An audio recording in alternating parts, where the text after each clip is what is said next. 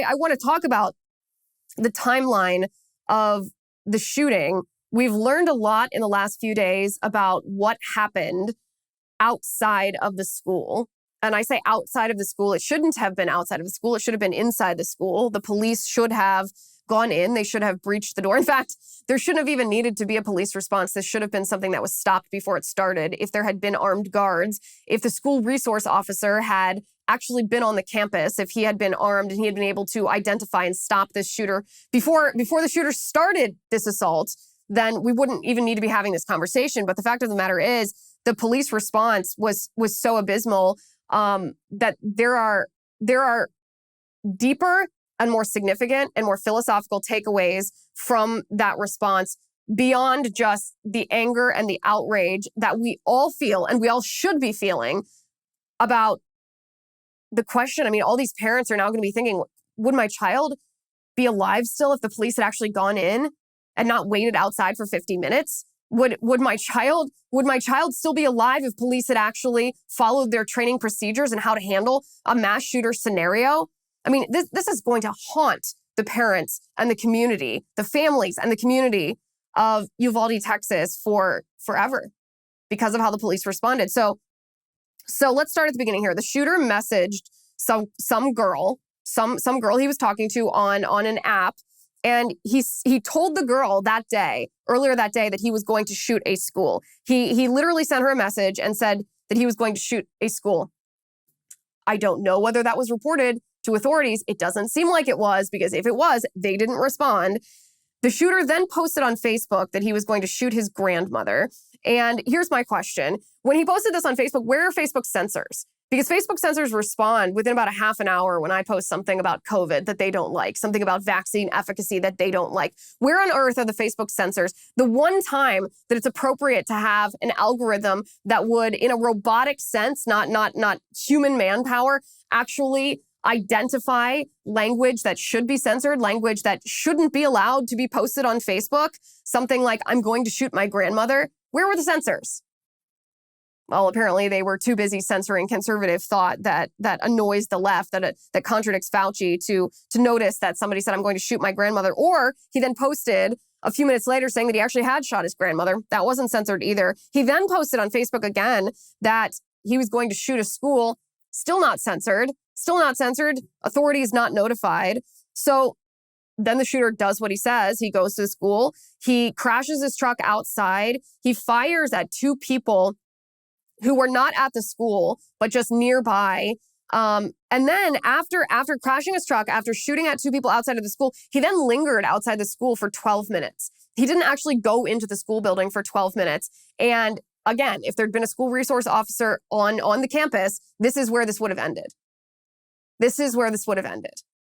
But there wasn't. The school resource officer wasn't at the school when he was called, and he drove to the school. He actually drove past the shooter, according to reports. The door that the shooter entered was reportedly propped open by a teacher, which is mind-blowing to me, because my first reaction to this was, oh, what a horrible accident, what a dreadful coincidence. But it wasn't. It wasn't a dreadful coincidence, because this school and this school district had been subject to a threat of a mass shooting just 4 years prior to this. 4 years prior, there were two young people who made a threat that they were going to commit a mass shooting at this school. And so this can't be a coincidence. Why wasn't this school completely hardened? If they knew that this was a threat, I know that those two individuals who made that threat 4 years ago were not the same. It wasn't this shooter.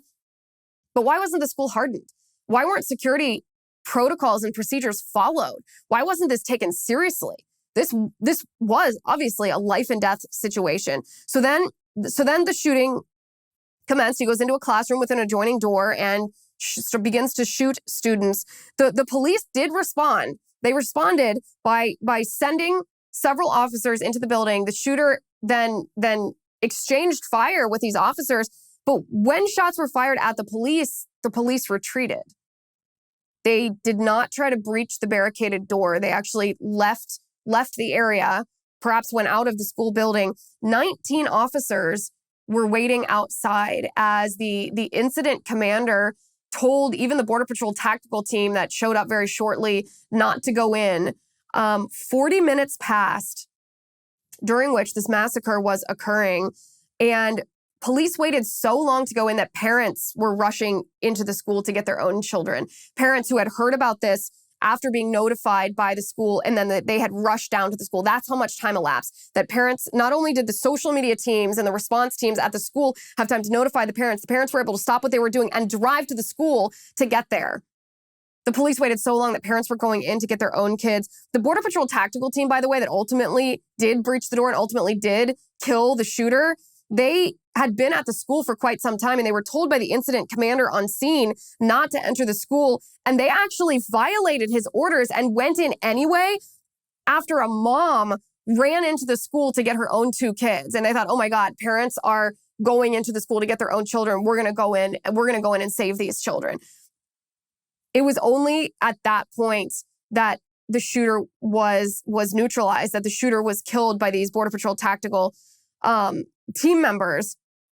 And the excuse for why the police were outside and why the police didn't respond from these law enforcement officers, the excuses that they have given are, I almost don't even have words to describe what they are, because the police commander said, he assumed that the shooting was over. He assumed that, I don't know if he assumed that the children were all dead or he assumed it had morphed into a hostage situation. But my question is, based on what would you draw that assumption? Based on what would you think that it was a safe and secured situation when a mass shooter who had massacred children is still on the loose in this school and there are other children in this school? It's an absolutely insane assumption, especially given the fact that there were calls from the children in the room. The kids that were in the room with the shooter as their classmates are being gunned down, they are calling 911 over and over and over. At 12:03, a little girl calls and whispers the room number. She said, I'm in room 112.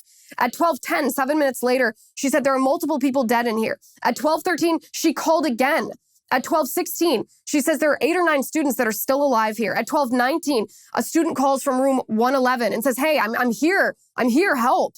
At 12:21, 3 shots are heard on the call, meaning they know, the dispatchers, the 911 dispatchers know that this is an ongoing shooting. This is not over. At 12:36, there's another call. At 12:43, another call asking for police. At 12:47, asking for police again. Can you imagine these little children begging for the police to come in, begging for help, begging for somebody to save their life, and the police are standing outside?